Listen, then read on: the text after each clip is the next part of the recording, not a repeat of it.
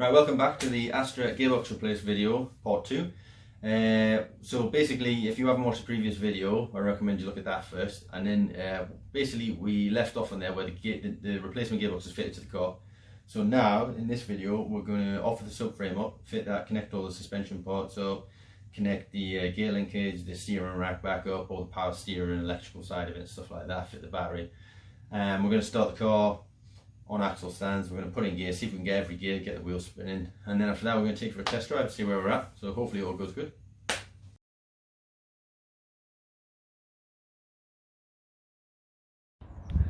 So to top up the gearbox, we just remove the reverse sensor is the fill point, and just next to the drive shaft is the drain point. So we basically just pump it in until it starts to come out of the drain point here, and then we know we've got the correct level in the gearbox.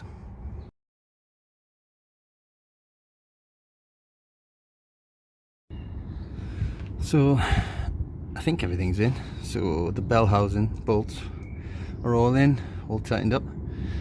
I've drained the fluid out, I've topped it up a little bit, but obviously when we get it back down flat, then I'll top it up the rest of the way to the correct level. I've popped the drive shafts back in, as you can see, and yeah, that's where we are now. I think we're ready for the subframe.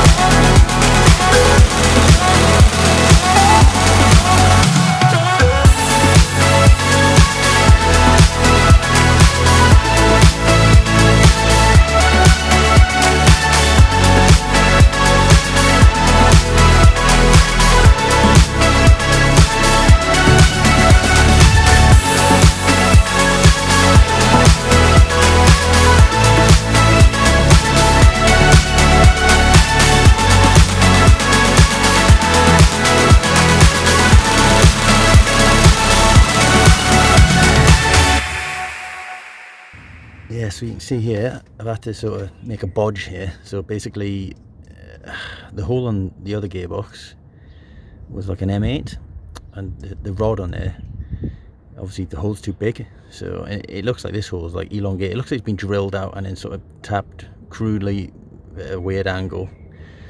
So I've just retapped it, got a bolt, cut the bolt down to the right length, and put a nut on it.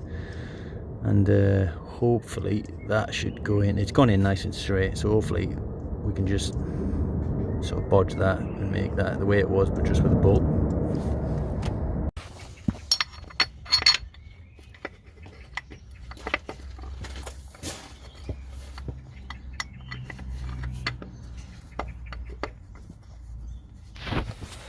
So I've just attached the front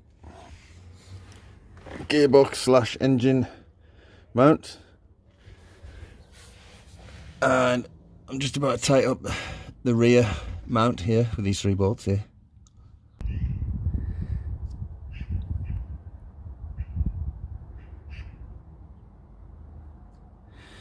Just getting all that air out.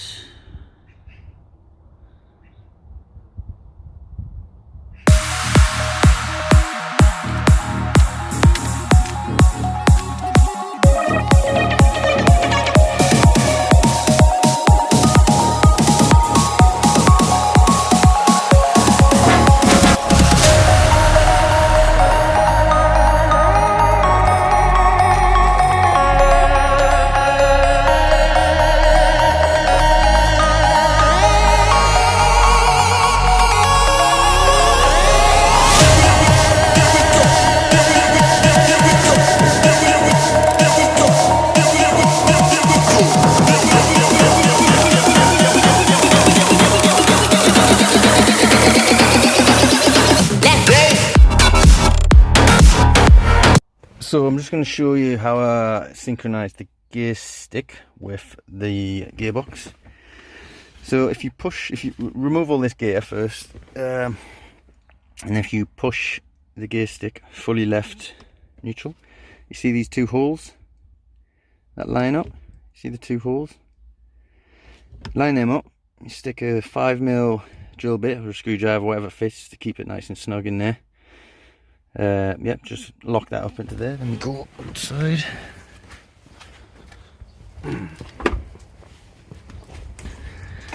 Right, so here's the top of the gearbox. The battery's out, so you can see this bit better. But if you see this link here to the selector, if you take this out, this little quick release pin here, see the head of it here, you just hold the little clip in the bottom, slide this out, just pull this bit here to one side. I don't know if you can see that. Just pull that to one side. Then there's 3 positions in and out that you move. This part, 1, 2, 3, in and out. If you move it to the center part and then turn it anti-clockwise, so in this video, if we just turn it this way, hold it there, you'll feel it against, you're turning it against some spring pressure. And then there is this little plunger with the spring on. If you then push that in, that will stay in and lock that into that center anti-clockwise position, and then that'll stay locked. Then what we do is we connect this back up.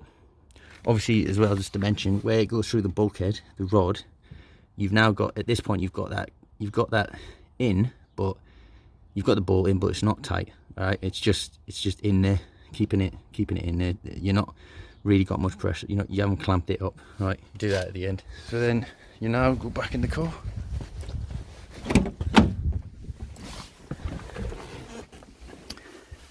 You remove the drill bit or whatever you've used to lock that in place, and you should be able to select all the gears. It says in the manual that it springs back out in reverse.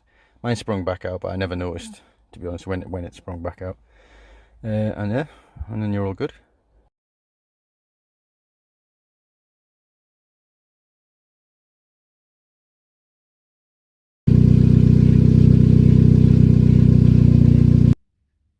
So a little recap of what we've done.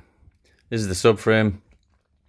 These 2 parts here are where the radiator little plastic pieces slot into when you drop the radiator back in. These 2 on the sides are the mounts to the chassis, and they're in the wheel arch. You can get to them through there. This part here is the front gearbox slash engine mount. You get a bolt that goes through there. 2 suspension arms here, ball joints there. This all can just come out as one unit. You don't have to do anything with it unless you want to change the bushes in here. This mount here, I removed this. Other people might not remove it, but I just removed the whole thing. This is the rear gearbox mount. You can take it off. Here's a few bolts. just to get the subframe out easier, and then just fit it on before you put it back in, and then a bolt goes through here and connects it all back to the engine and gearbox. The steering rack I just drew separately down here. Obviously this is fitted across here. So you have the reservoir here. You have the here's the rod that goes through to the steering column here. So this is obviously the driver's side. And you just have to, when you offer this back up, if you go too high and you haven't located this, just make sure that you loosely just poke that in the hole as you're lifting it up, or you're screwed, and you got to drop it back down again. So yeah, that's about it for that. So here you have the gearbox. Apologise for the crap picture, but you get the gist. So you offer this up, and then you have the shaft here that you have to engage into the clutch. Obviously if you've aligned your clutch properly, that should go straight in, otherwise it might be a bit fiddly for a while. Mine just went straight in first go, so it was nice. Then you've got the all the holes for these are the bell housing bolts, so you need to put a couple of them in just to hang it in there, and then you can go around and torque them all up afterwards. Some of them are quite hard to get to, some of them are quite easy. If I remember, there's one, where is it? The starter motor. What's that bit of fluff on there? The starter motor is up here somewhere. Yes, if I remember. And there's a one like around here somewhere. You can't see at all. You have to do it all by feel, and it's a pain. So there's one there. That's the hard one. But the rest are all quite okay. They're all different sizes, different stuff like that. So make sure you put the right ones back in the right place. Once you've got that in, you've got your drive shafts you can pop in either side. You can pop them back in. They go in a lot easier than they come out. Yeah, and that is about it for that. Right, now I'm going to apologise for the even worse drawing. This is the subframe on one side. Here is lower arm. There's a ball joint that you got to pop back into the hub. There's the roll bar. There's a drop link they have to reconnect. I replaced those. And this is the track rod end here. I replaced those as well. You have to connect that back up for your steering onto the hub. So yeah, this one, and pop this one back in, tighten it back up, clamp it on. Yep, and that is it for that. Hello. Right, yeah, so that was a good job. It was a bit of a pain. It was quite horrible at times, but it wasn't too bad really. So the subframe you need a couple of people for, in and out. When I took it out myself, so I was lying on the floor pinned to this big subframe on my chest, which wasn't funny. But all the rest of it did myself on my drive, so it's not too bad. Bleeding the clutch, bit of a pain. Put a new throwout bearing in the gearbox. Had a lot of air in, so that took a while. Took a good few goes to get that sorted, but it did. It was alright in the end. A lot of the mounting points and stuff like that, the fixings, just corrosion, just dirt, heat to get them out, and a lot of penetrant, basically liters and liters of penetrant.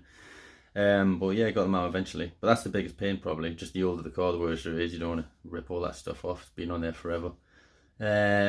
One more thing, identifying the gearbox. Like, I don't know how many gearboxes there are for these Vauxhalls. There seems to be quite a lot. There's a lot of numbers on the gearbox, and even these gearbox suppliers have these numbers in, and they send the wrong. I've had loads of stories where they send the wrong gearbox out. I had the wrong gearbox and I traded it and got the right one. Well, I ended up finding that number. It's very faintly imprinted on one of the faces. I'll put a picture up after this so you can see. Hopefully you can see exactly where it is. You have to scrub it, clean it, and you just barely see this like imprinted number. That'll give you like F17 whatever gearbox type, and then the digits on the end will be the final drive, so you know you've got the right one. There's if you've got the one you removed, or you know what is supposed to be on that car, and then that's on there. So that's not too bad. So yeah, nice one. You can do it on your drive. So that's it.